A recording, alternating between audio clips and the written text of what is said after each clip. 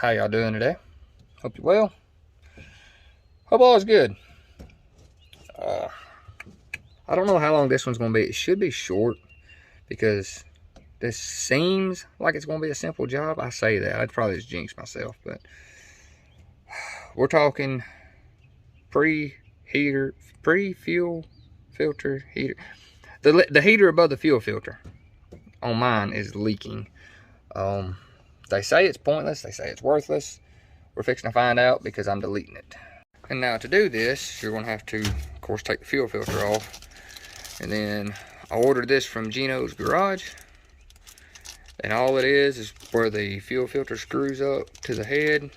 You take, like I said, take the filter off, take that stud out. This stud, it's longer. And then when it comes off, I think the heater should just slide down. And then you screw this stud back in there and put your filter back on and ready to rock. This one comes with an Allen head on one end, which I'm assuming is how you tighten it back up in the head. I don't know. We're going to get there, but... And then I got new gaskets for the filter because I'm obviously going to use this filter. I just changed it not long ago. But right here, of course, is the filter. And then if you can see it, that piece right there is what we're getting rid of. I thought for a while it was this right here leaking, but it's not. So, yeah. So I'm going to take the filter off, and then we'll go from there. Yeah, like I said, fuel filter off. Let's see if I can get y'all in there. I don't know if you can see it, maybe, hopefully. But there's that stud. Take that stud out and just replace it. And I'm thinking when the stud comes out, the heater comes off too. But I took the old exhaust tip, stood the filter up in it because, like I said, I'm reusing that filter. I just changed that not too long ago. Like, I think I've got 400 miles on it. So, yeah, anyways, see if I can get that out. Alright, so there's the fuel heater thing I was talking about. It's got this little O-ring in it that sometimes goes bad. This one is not in the best shape, but it's not just absolutely horrible. Stop. But there it is. As long as I just, we can take that stud out. This stud right here, it just pops off. It's got a slot in the bottom where you can use a big flat head. I didn't have one.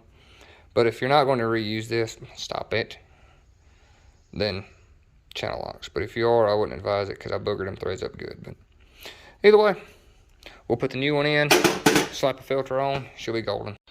And just to show, 5/16 Allen head. I think you call that Allen head. That's what I call them. Does fit this one. Makes installation a whole lot easier. The reason you delete these is, like if I ain't done said, it's because they crack. Or the seal goes bad and they leak. But I live in Alabama, so it does not get cold enough to need the grid heater, let alone that. That's more for emissions, so that's going away.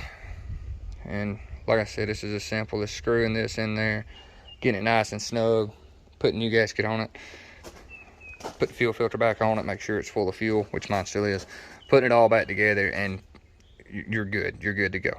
So I'm not going to show you the finished product or anything. I'm cutting this video off here. Short video, very short video.